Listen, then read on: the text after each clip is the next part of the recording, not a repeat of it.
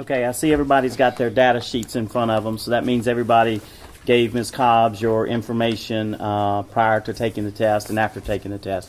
So let's go ahead and look to see if we have anything in benchmark 1 that stands out as something maybe the students didn't understand well or that we're struggling with as a whole or maybe even as an individual teacher. So we can just kind of let everybody go through and kind of comment on the test and see what questions were most missed or what you think we're struggling with. I tell you, one thing that stood out for me was when I was filling out my feedback analysis data sheet, before I received the combined data sheet, I had thought that my students had overall performed pretty well since it was our first 9 weeks. But once I got the combined data sheet with you all's data, I found that some of the areas where I thought my students had performed better, they really actually in comparison to your data did not perform as well. If you all don't mind, I'd like for us to talk about some of those questions that my students didn't perform as well, and maybe we can talk about some strategies that you all use that maybe I didn't use if we could go in that direction. Is that okay? Yeah. Because on our agenda, it's saying that we're going to discuss the data. Would that be okay? Yeah. So if we could, I think, Mr. Forbes, we were going to pull up the test. Is that right? Amy, can you pull up? There you go. And this would be our benchmark 1 test that all the teachers would have a copy of course, to look at the questions as we discuss them. One of the, if we could look at question number 18. Mm-hmm. My students did not overall, even my honors class, as you know, we all have an honors class, we all have 2 average classes, and we all have 1 inclusion class. Even some of my honors students did not perform as well on this question. Look, can we talk about this question overall? How did your students perform on this overall question when you looked at the data? Which it's 6.5, which I think is exponents. Is that correct? We were working on? Yes, 6.5. Okay. My students overall did fairly well. I mean, it ranged by classes, but not necessarily the highest of all students in the school. But I think if they did struggle, it was because it was a multi-step problem. Mm-hmm. And I really need to work with my students on working out those multi-step problems. I also think that there were multiple ways to approach answering this question. You could do it with exponents, but you can also do it with doubling the terms. Mm-hmm. So I think depending on how we really taught that concept was how they approached answering the questions. Maybe they were weak in the doubling and strong in the exponents, but they didn't quite understand that there were 2 ways to get to the answer. Would you guys classify this as a TEI question? And if so, how did you guys, did any of you guys prep your students for a multi-step question? Because when we were looking over this as a class, the biggest thing is that they're not asking, they don't give the kids the 5th term. They give the kids, the answer selection where they have to continue to solve the problem several times over, whether it's the 6th term or the 8th term or the 9th term. And I don't know if you've taught your kids or exposed them to that yet. Well, we've been working in WIN on multi-step problems and TEI questions as well. So I think that may have helped my students a little bit succeed here. Mm-hmm. I think there's still more room for growth there, especially when you have these TEI questions. They're kind of overwhelmed about the multiple choices that they can choose for one answer. Multiple answers for one question.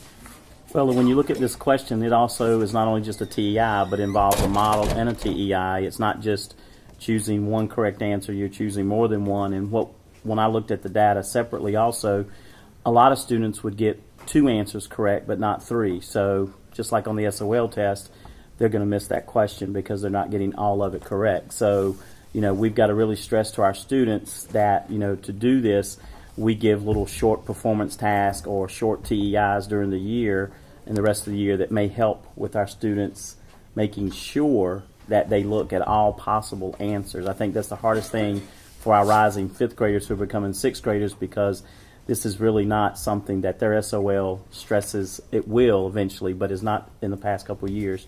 So we need to really look hard at what we're going to do about those TEI questions with our sixth graders. I agree with with the multi-step with 6.5, because there were multiple questions that were based on the 6.5 standard. Right, and but number 4 was one of those questions. Number 4.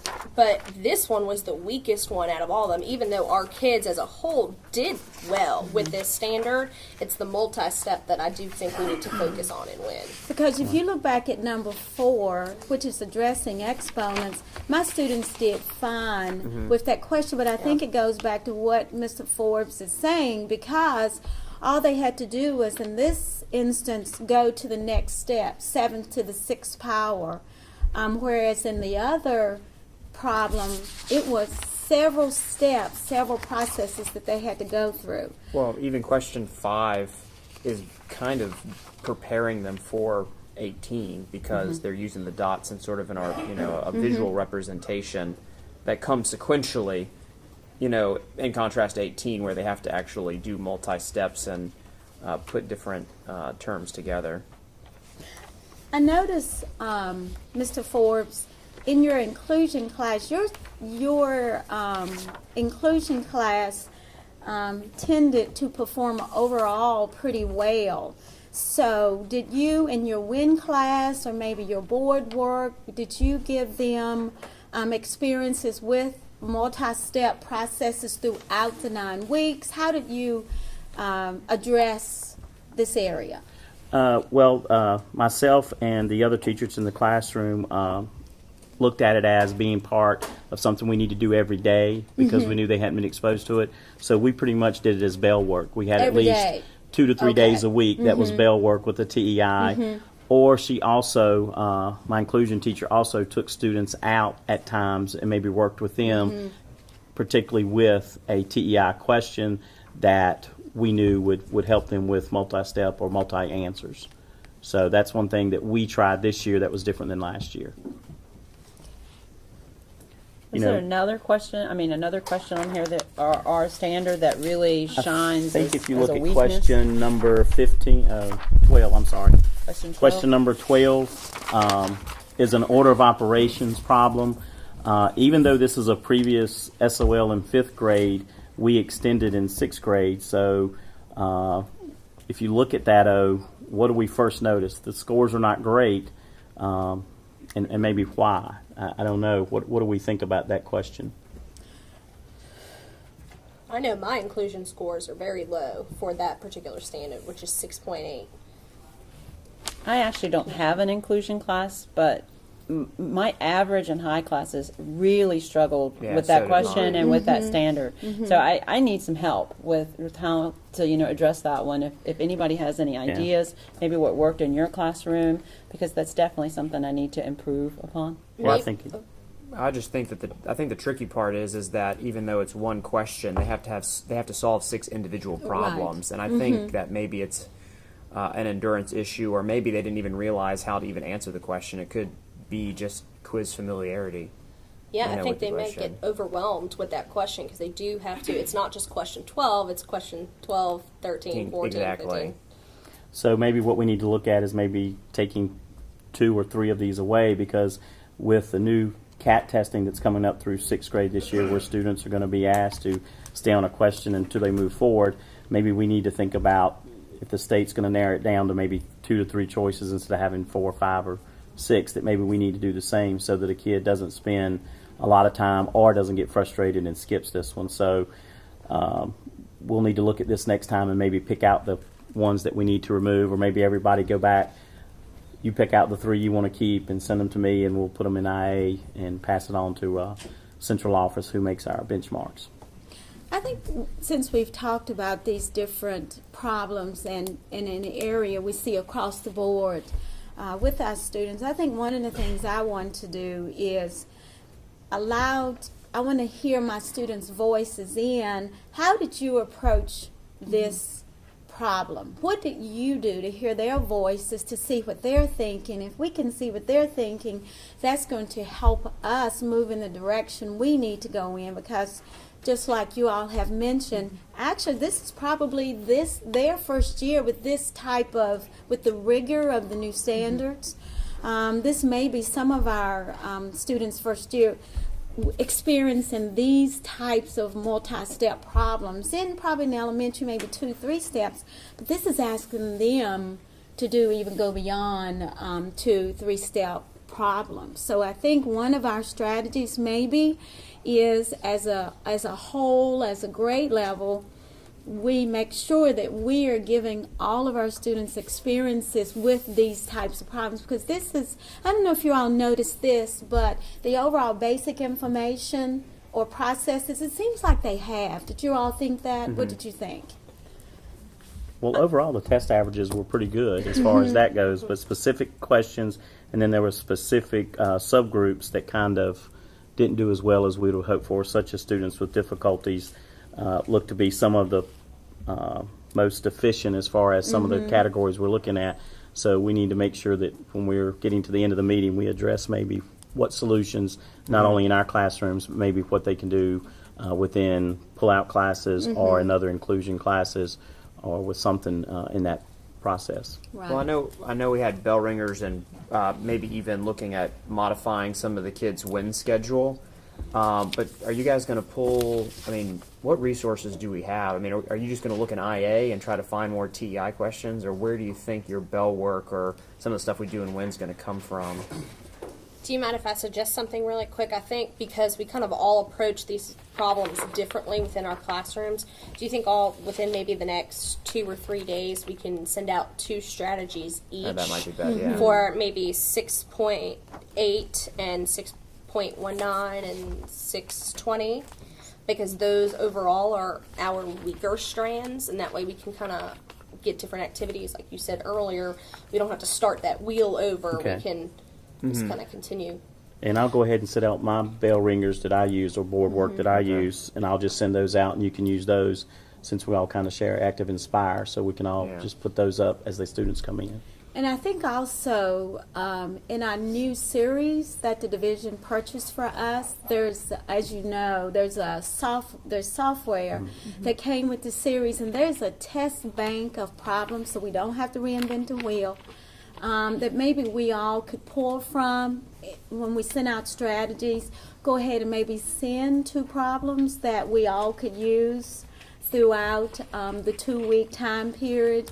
Then after the 2 weeks, we could come back and talk about how our students progress with those problems, and maybe come up with some more strategies for helping our students process those types of problems. Now, we only have about 3 minutes. I think I'm supposed to be the timekeeper for the group. Yes. I think we have about 3 minutes before the bell is going to ring. Ms. Broadstreet, what did we say we were going to do? You were taking the notes. Well, what we want to do is definitely address how we're going to help each other with the items that showed up on this benchmark that we need to build our students up for. 6.8, 6.18, and 6.2, I believe. 6.8 and 6.20. We need to do that. We're going to work on multi-step questions with bell ringers, and even Brian was talking about the sources that we have to help our students, like tutoring and pull out. Make a plan for that. So make a plan for remediation. And then we all need to start thinking about as well our WIN groups. Who do we want to keep in remediation classes, and who do we want to send out to the other classes for WIN, for the extension? So maybe if we can create a list and give them to administration as part of our collaboration report, if that works for you guys. Okay. And you may also remember, too, is even though this is our Unit 1 or Benchmark 1 analysis, we've also had 5 or 6 common assessments, and we've also had teacher-made quizzes that you might want to look at before you just say, okay, this student needs to go back to WIN or come out of WIN. Maybe they didn't perform as well on this. Maybe it was because of all the topics, but maybe they know one topic better than something else. So before we push those kids out or bring them in, let's make sure that we've looked at not just the benchmark scores, but also maybe at our common assessment, which we're all should be sending to Ms. Cobbs and Ms. Kelly, so that they can also see how our subgroups are doing. So we're going to just talk about that point of reference pretty quickly because our time's almost up. So we saying that students that scored within the 90th percentile on our common assessments and our benchmark, are we going to think about moving them out of our remediation win to an extension win? What are we saying? Because we will make sure we're all clear about that. Well, we look at 80% as passing within the scores we're looking at as proficiency. Right. So I would say maybe anything above 85 or 90. What do y'all think? Yeah. On all common assessments On all common and assessments. all on the benchmark. At least, Looking yeah. at the big picture. Looking not at the just big this one picture, test, the right? big Not this picture. one test, but the big picture and their SOL score and the current grades. I would think. Yeah. Right. Right. And also, Jessica, you said sharing with each other 2 examples of something that's working in our classroom for each of the week standards so we can help each other. And, we can use, if we want to, our folder on Google and just Yeah, I was share it thinking that about way. that. Right. If you guys want to do it that way, just Sounds put it in great. the folder. and Okay. That would be good. And we want to get all this done in, do we say 2 weeks, yeah? 2 Well, weeks. the shared folder 3 days. Okay. Because Yes. we want to start that remediation. Okay. So we want to Just put quick the thought. strategies and the items in the shared folder within 3 days. In 3 days. Okay. And then maybe a week to get names situated for Ms. Cobbs. Yep. Okay. Okay. Okay. Is there anything else we need to talk about? Because we have one more minute. Well, as far as the collaboration report, I'm going to put on there for a 6th grade administrator that any concerns that we need to have the administrator look at, see Dr. Combs look at, would it be really just the win adjustments? Anything The else? win adjustments. Okay. Because we're in the Put that first there. 9 weeks, so.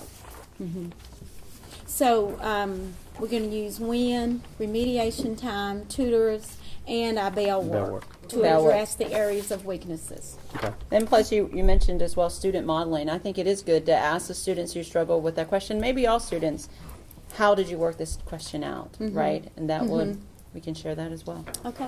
Very good. Okay, thank Thank you all. Have a good day. You too.